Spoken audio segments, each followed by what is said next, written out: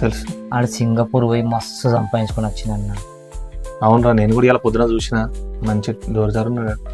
అదే చిన్న అట్లా నేను పోదాం అనుకుంటున్నాను. 5 లక్షలు అడుగుతున్నాను. అంటే ఎట్లా పోతావు? అంతో నేను తీసుకోపోతా అంటుండే ఎంబడి 5 లక్షలు తీసుకొచ్చుకోరా అంటుండు.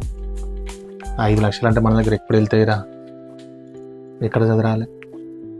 మరి ఏదైనా ఒకటి ఆలోచించాను. ఇక్కడ అప్పు తీసుకొచ్చిపోదామంట. లైఫ్ సెటిల్ అవుతుంది అన్న. మనకి ఈ రేకుల షెడ్లలో ఉండే బదులు, ఈ గూనె పెంకలు ఉండే బదులు మంచిగా బిల్డింగ్ వేసుకుందాం అన్న. ఆడు 2 అంతస్తుల బిల్డింగ్ 2 జాలాలు కడుతుండట.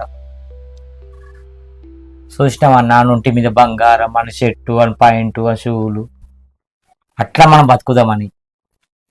5 లక్షలు అంటే సరే చూద్దాం, ఈయన ఒకటి ట్రై అయితే ఇద్దాం. నువ్వు వాళ్ళతో సోపతులు వీళ్ళ సోపతులు పట్టుడు తిరుగుడు, ఏ పని శాతం అయితే అనుడు. ఎందుకన్నా ఒక్కడికి పోతేనేమో జీతం తక్కువ, ఒక్కడికేమో పనులు దొరుకుతలేవు.